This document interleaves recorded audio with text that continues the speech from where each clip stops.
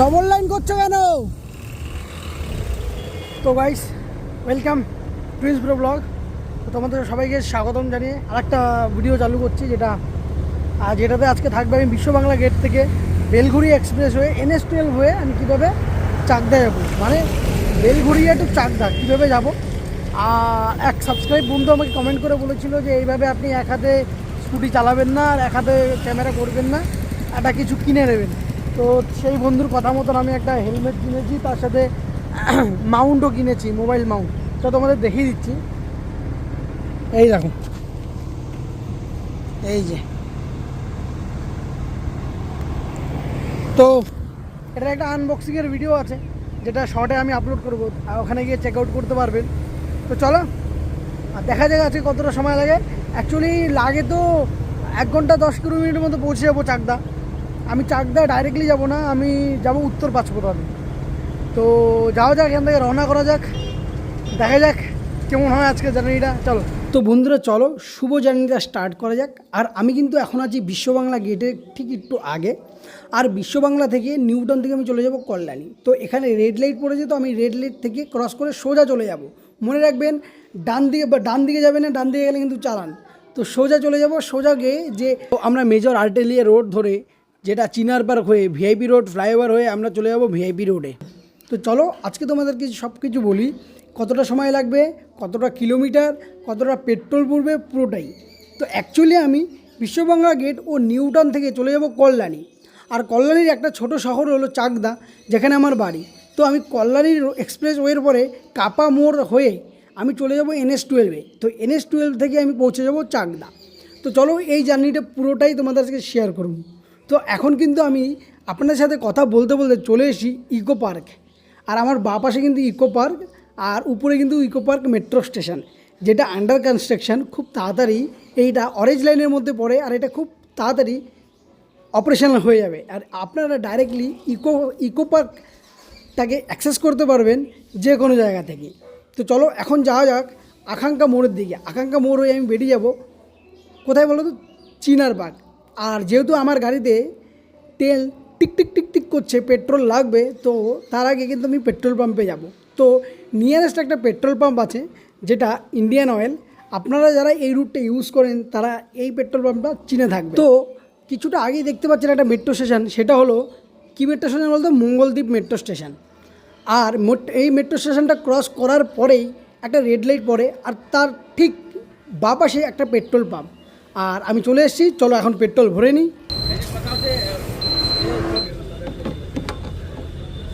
Extra premium না হলে এতক্ষণ হয়ে যাচ্ছে ব্যাপার। না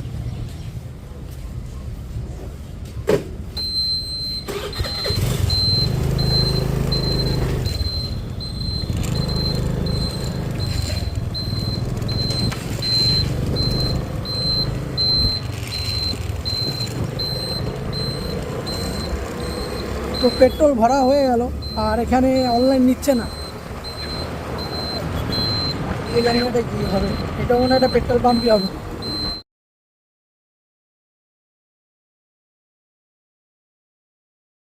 তো পেট্রোল ভরে এবার আমি চলে যাবো চিনার পার্কের দিকে। আর চিনার পার্কে আমি সব সময় রেড লাইট পাই, 99% সময় আমি রেড লাইট পেয়েছি। আর 1% যেদিনকে হয়তো আমার বৃহস্পতি তুঙ্গে থাকে, সেদিন আমি গ্রিন সিগন্যাল পেয়েছি। তো চলো, এই বাবা এই পুলিশটা মানে আমাকে ডাকছে, কিন্তু না বলছে আমাকে যেতে। তো চলো, ভয় পেয়ে গেছিলাম প্রথমে, আবার ধরে জানোই তো যা অবস্থা, পুলিশ ধরলে কী হয়। তো যাই হোক, তো সামনে একটা ফ্লাইওভার আছে যেটা কানেক্টেড করবে ডাইরেক্টলি VIP রোডকে। তো চলো এই ফ্লাইওভার হয়ে কিন্তু আমি বেরিয়ে যাবো কোথায়? VIP রোডে। আর VIP রোডের পাশে কিন্তু মেট্রো স্টেশনের কাজ খুবই দ্রুত গতিতে চলছে। তো পুরো কলকাতাটাই মেট্রোর কাজ চলছে, বাট দেখার বিষয় এটা যে কত তাড়াতাড়ি এটা অপারেশনাল হবে। তো যাই হোক, এই যে আমি এখন ফ্লাইওভারের উপরে উঠে গেছি, আর এখানে স্পিড লিমিট দেওয়া আছে 40, কিন্তু কে শোনে কার স্পিড লিমিট? গাড়ি চলে 60, 70, 80। তো অদ্ভুত ব্যাপার হলো, আমার কাছে একটা অ্যাক্টিভা 125 আছে, যেটা একটা স্কুটি। আর আমি স্কুটি নিয়ে কলকাতায় যাই সপ্তাহে 2 বার, 80 160 কিলোমিটার শুধু আমি কলকাতা যাতায়াত করি। তারপরে আর যে 5টা দিন থাকে ওটা আমি কলকাতার মধ্যে দাপি। এবারে এই স্কুটিটা নিয়ে, আর স্কুটিটার মাইলেজ কিন্তু দারুণ মাইলেজ, একদম বেস্ট পারফরমেন্স স্কুটি হচ্ছে অ্যাক্টিভা। আর এখানে দেখো এগুলো কিন্তু আন্ডার কনস্ট্রাকশন, আর এই জায়গাটাই হবে ভিআইপি রোড মেট্রো স্টেশন। তো জানি না কবে হবে, কিন্তু হবে। তো চলো যাওয়া যাক এখন কোথায়। এখন ভিআইপি রোডে আমি চলে যাব বেলঘড়িয়া এক্সপ্রেসওয়ে, যেটা NH2EO বলা হয়। আর আমি এই রোডটা সোজা না গিয়ে আমি যশোর রোডে উঠবো। ডাইরেক্ট যশোর রোডে উঠবো না, আমি কি করব, কিছুটা আগে যাব। চলো তোমরা আগে গিয়ে দেখতে পারবে যে আমি কিছুটা আগে যাব। যে প্রথম যে তুমি ডান দিকে যাচ্ছে ওটাতে তুমি ঢুকবে না, সেকেন্ড যে ডান দিকে যাচ্ছে ওটাতে ঢুকে একদম সিধা ওই রাস্তাতে দমদম পৌরসভার সামনে গিয়ে উঠবো, আর ওখান থেকে আমি যশোর রোডটা ধরবো। তো চলো তোমরা দেখতে থাকো।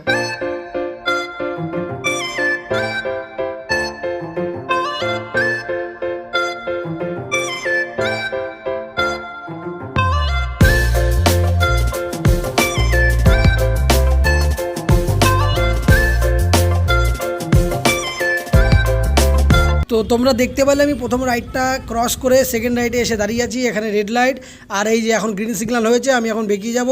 আর এখানে কিন্তু সবসময় আমি রেড লাইট পাই না, বেশিরভাগটাই গ্রিন সিগন্যাল পাই।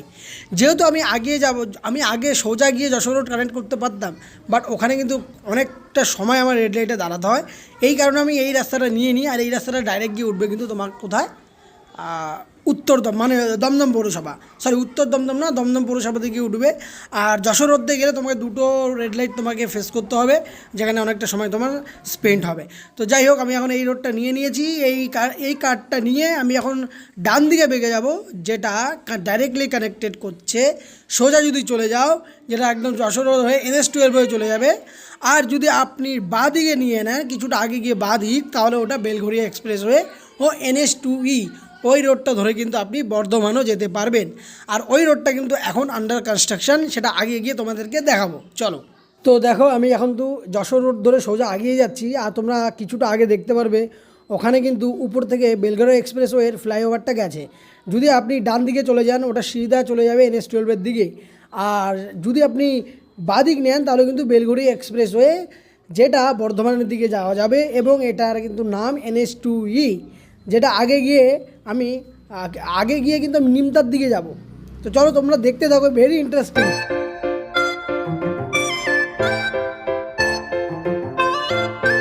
তো গাইস, তোমাদের সাথে কথা বলতে বলতে কিন্তু বেলঘড়িয়া এক্সপ্রেস অলরেডি আমি চলে এসেছি। আর আমি এখন বেলঘড়িয়া এক্সপ্রেসের উপরে আছি, আর এটাকে NH2E নামেও জানা যায়।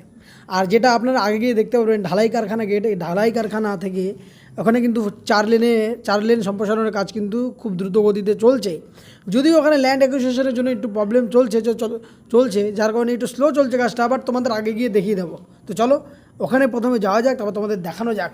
তো দেখো, আমি যে বলেছিলাম যে এখানে 4 লেনের কাজ চলছে, তো এই যে, আর এই রাস্তাটার ডিটেলস ভিডিও বানানো আছে, তোমরা গিয়ে চেক আউট করতে পারো। Belgharia express to Kalyani expressway, যেটা মুরাগাছা নিমতা ক্রসিং, যেখানে 4 লেন ও 6 লেনের রাস্তা সম্প্রসারণের কাজ হচ্ছে, সেটার প্রপার ডিটেলস ভিডিও কিন্তু আমার চ্যানেলে অনেকগুলো আছে, গিয়ে আপনারা চেক আউট করতে পারেন। তো এর পাশাপাশি আমি এখন এখান থেকে রাইট টার্ন নেব, মানে এখান থেকে আমি সেকেন্ড রাইট টার্ন নিয়ে চলে যাব নিমতার দিকে। এই যে আমি এখন এখান থেকে রাইট টার্ন নিচ্ছি, তার আগেও একটা রাইট টার্ন ছিল, সেটা আপাতত ব্লক আছে, এই কারণে আমি সেকেন্ড রাইট টার্ন নিয়ে কিন্তু চলে যাব নিমতা মুরাগাছার দিকে। তো চলুন, এই রাস্তা ধরে যদি আপনি স্ট্রেট চলে যান, তাহলে কিন্তু আপনি আবার পৌঁছে যাবেন কোথায় বলেন তো, এয়ারপোর্ট। একদম ঠিক, এয়ারপোর্টে পৌঁছে যাবেন। আর এটা যদি আমি বাদিকে চলে যাই, তাহলে নিমতা, আর বাদিকে গিয়ে আর একটা রাস্তা আছে, না সোজা গিয়ে একটু আগে গিয়ে সোজা গিয়ে রেড লাইটের সামনে আর একটা লেফট টার্ন নিলে, যেটা উত্তর দমদম পৌরসভা হয়ে মাঝেরহাটি হয়ে বিরাটি ও নিমতা রেড লাইটের সামনে গিয়ে উঠবেন। তো চলুন, আমি কিন্তু এখান থেকে ফার্স্ট লেফট নিয়ে নেব। এই যে এই লেফটটা আমি নিয়ে নেব, এই লেফট হয়ে কিন্তু আমি চলে যাব নিমতার দিকে। আর এই দেখুন, এখানে এই দেখো সিভিক পুলিশ সব জায়গায় থাকবে একদম। আর এখানে দেখুন গাড়িগুলো সব জাম করে রেখেছে, তার মধ্যে ডবল লাইন করে রেখেছে, যাচ্ছে তাই অবস্থা। আর ডবল লাইন করছে কেন, মানে যাচ্ছে তাই অবস্থা, মানে এদিক দিয়ে মানুষটা কীভাবে বেরোবে? আপনাদের কি এরকম এক্সপ্রেস আপনারা ফেস করেন রাস্তায় বেরোলে? যদি ফেস করে থাকেন প্লিজ কমেন্ট বক্সে জানাবেন। আর এদেরকে জানি না এদের কী মানসিকতায় চলে। তো যাই হোক, এইটাকে সাইডে রাখলাম, আর আমি এখন চলে যাব এই রাস্তাটা হয়ে, যেটা পুরোটাই আন্ডার কনস্ট্রাকশন।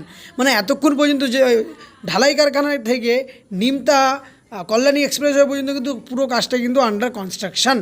তো খুব তাড়াতাড়ি এই যে আমি এখন চলে এসেছি কিন্তু কথা বলতে বলতে, কোথায় বলতো, এই যে এটা হচ্ছে নিমতা বিরাটি ক্রস, আর এটার উপর থেকেই কিন্তু মানে কল্যাণী এক্সপ্রেসওয়েটা চলে যাবে ডাইরেক্টলি বেলঘড়ি এক্সপ্রেসওয়েকে কানেক্টেড করবে, যেটা বানানোর মেন উদ্দেশ্য হচ্ছে এমসকে ডাইরেক্টলি কানেক্টেড করা ও এয়ারপোর্টকে ডাইরেক্টলি কানেক্টেড করার জন্য, মানে Kalyani AIIMS to Kolkata airport.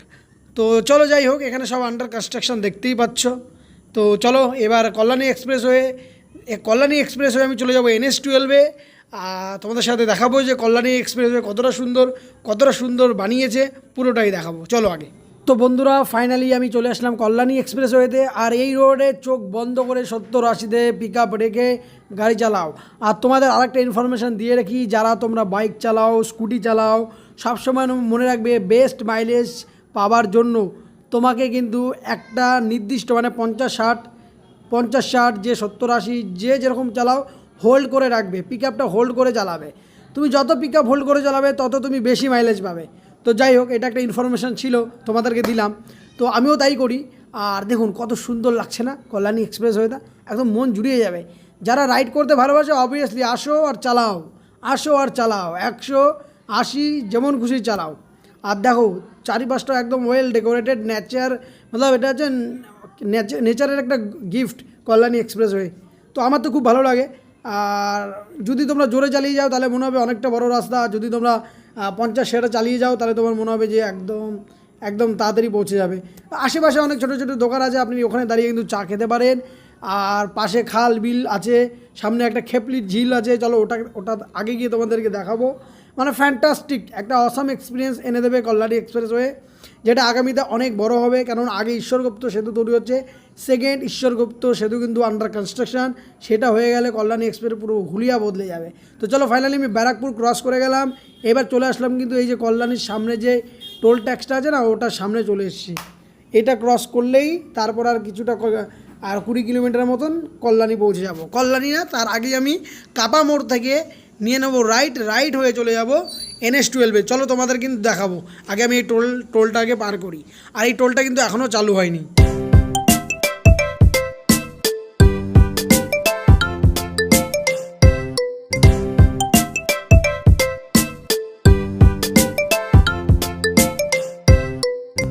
তো গাইস ফাইনালি কিন্তু আমি পৌঁছে গেছি কাঁচরাপাড়া কাপা মোড়। আর এখান থেকে কল্যাণী ডিস্টেন্স কিন্তু 6 কিলোমিটার।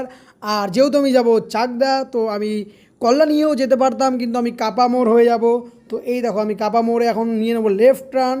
এই যে লেফট টার্ন নিয়ে ঢুকে গেলাম সার্ভিস রোডে, এবং সার্ভিস রোড হয়ে আমি কিন্তু এই ব্রিজটার নিচ থেকে কানেক্টেড করবে, যে রাস্তাটা কানেক্টেড করছে সেটা রোডটার নাম হচ্ছে কাঁচরাপাড়া কাপা রোড। তো ওই কাঁচরাপাড়া কাপা রোড হয়ে আমি কিন্তু চলে যাব বড়জগলির দিকে, মানে বড়জগলি ওখানে যে NH-12 আছে NH-12-এর দিকে চলে যাব সোজা। তারপরে আমি কিন্তু লেফট টার্ন নিয়ে চলে যাব চাকদা। তো চলো আমি আগে এখান থেকে রাইট টার্ন তো আগে নিয়ে নিই, তারপরে লেফট টার্নের কথা ভাবা যাবে। এই যে দেখো এখানেও কিন্তু অনেক সিভিক পুলিশের উৎপাত থাকে। হ্যাঁ, সবসময় তোমরা কাগজ ঠিক রাখবে, হেলমেট পরে চালাবে, তো কোনো অসুবিধা নেই। আর যদি সিভিক পুলিশের সাথে সার্জেন্ট না থাকে তাহলে কিন্তু তাদের হাত দেখানোতে থামবেন না। তো চলুন এখন যাওয়া যাক NH-12-এর দিকে। আর NH-12 হয়ে কিন্তু আমি চলে যাব কোথায়, চাকদা।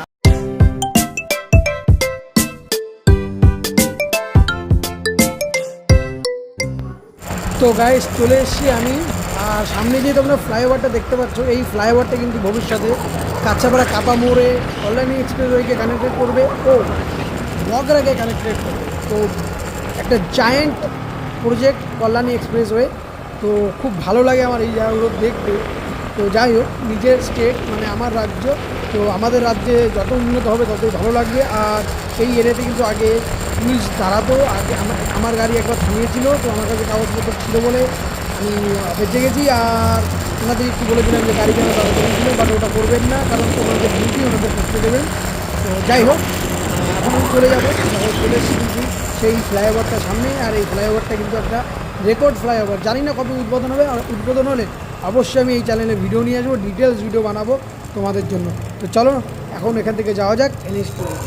তো গাইস কথা বলতে বলতে কিন্তু আমি ওই যে দেখতে পাচ্ছি NH-12 এর রোডটা, আমি কিন্তু এখান থেকে লেফট টার্ন নেবো, লেফট টার্ন নিয়ে কিন্তু উঠে যাবো NH-12 রোড। আর NH-12 হয়ে কিন্তু আমি চাকদার দিকে যাবো। আর NH-12টা হচ্ছে Siliguri corridor, Kolkata to Siliguri corridor. বড় জগির পর থেকে যে 18 কিলোমিটার সেকশনের কাজ ওখানে থমকে থমকে যাচ্ছে, তার কারণ হচ্ছে ল্যান্ড অ্যাকুইজিশন, মানে বহু প্রবলেম। আমি এই চ্যানেলে বারবার ভিডিও বানিয়েছি NH-12 উপরে, তোমরা সেই ভিডিওগুলো চেক আউট করতে পারো। আর যাই হোক আমি কিন্তু এই চলে আসলাম NH-12 কাছে, NH-12 রোড। আর এটা হচ্ছে হরিণঘাটা এরিয়া। তো এতক্ষণে আমি এতটা পথ চালিয়েছি, টোটাল এখনও পর্যন্ত আমি 70 কিলোমিটার রাস্তা চালিয়ে ফেলেছি। তো কোথায় কোথায় আমি প্রথমে আর্টিলিয়ার মেজর রোড হয়ে, ভিআইপি রোড হয়ে, বেলঘড়ি এক্সপ্রেস হয়ে, কল্যাণী এক্সপ্রেস হয়ে NH-12 এসেছি। NH-12 আসার জন্য আমার কাছাপাড়া কাপামোড় রোডটাকে ইউজ করা হয়েছে। আর এখানে তোমরা টোল ট্যাক্স দেখতে পাচ্ছ, এটা কিন্তু অপারেশনাল। এখানে কিন্তু খুব বেশি টাকা ইনকাম হয়, মানে মানে ন্যাশনাল হাইওয়ে যারা অথরাইজ আছে, মানে অথরিটি আছে, তাদের অনেক টাকা কিন্তু এই টোল ট্যাক্স থেকে ইনকাম হয়। তো এনিওয়ে গাইস, আমার কাছে অ্যাক্টিভা 125 যেটা চালিয়ে কিন্তু আমি এসছি কোথায়, এখনও আসিনি, যাচ্ছি চাকদার দিকে। তো এতটা রাস্তা আমি চালিয়ে আসলাম। তো এরকমই ভিডিও আমি আপনার চ্যানেলে আপলোড করি। গাইস চলো আগে এই লরিটাকে আমি ওভারটেক করি, তারপর তোমাদের সাথে কথা বলছি।